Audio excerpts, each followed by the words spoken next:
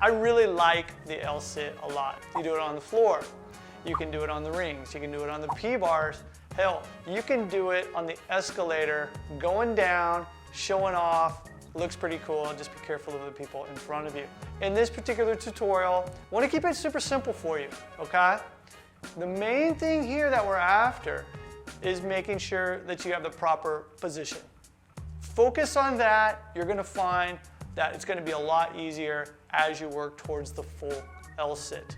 Now, before I get into the step-by-step for the L-sit, I do want to say that there's a little bit of a difference between doing an L-sit on the floor compared to the parallettes, compared to the rings.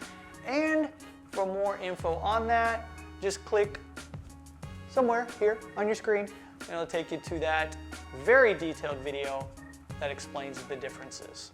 In this particular tutorial, I'm going to show you doing this on the P-bars simply because I feel that that is the easiest place to start. It gives you lift off of the ground, some clearance, and as well as going to make it easier for you to use your legs to help you for the particular progressions and variations that I'm going to be showing. All right, so let's jump into it. First step is making sure that you have the proper position for the L-sit. Now we're going to be using the P-bars. As I mentioned earlier, I really think this is a great place to start. I don't want you to get too concerned about the height of your P-bars, okay? If they're really low to the ground like I have, that's fine. If they're higher, whatever, it doesn't matter. Let's just make sure that your arms are completely locked out, your elbow pits are facing forward, you have your shoulders pulled back and down with your chest up, with your butt underneath your shoulders. That's the starting point. That is the position that I want you to focus on no matter what progression, no matter what variation you do with the L-sit. All right, so we've got the shoulder, arm, hand, butt to shoulder relationship set. Next order of business is bringing your legs together, tucking your legs up tightly to your body, but keeping your toes on the ground. I just want you to hang out in this position.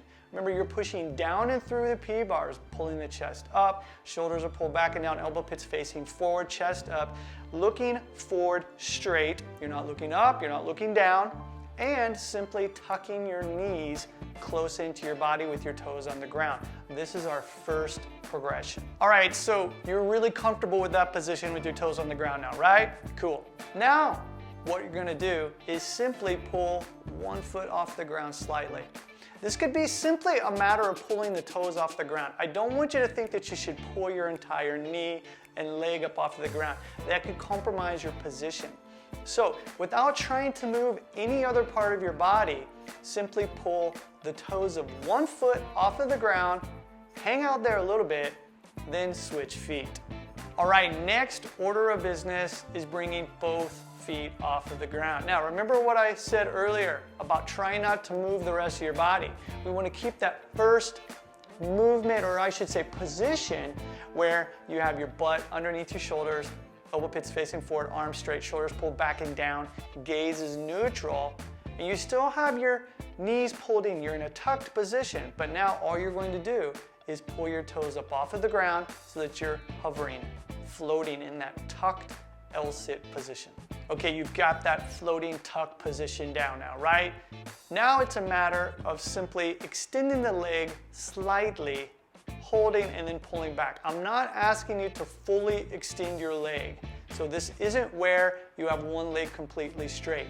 All you're doing is, while keeping one leg tucked in tightly, opening up the other leg a little bit, holding it, and then pulling it back in, and then switching legs. Remember, you want to focus on keeping the rest of your body as still as possible. All right, next up is simply extending one leg so that you're performing the single leg L-sit, if you will.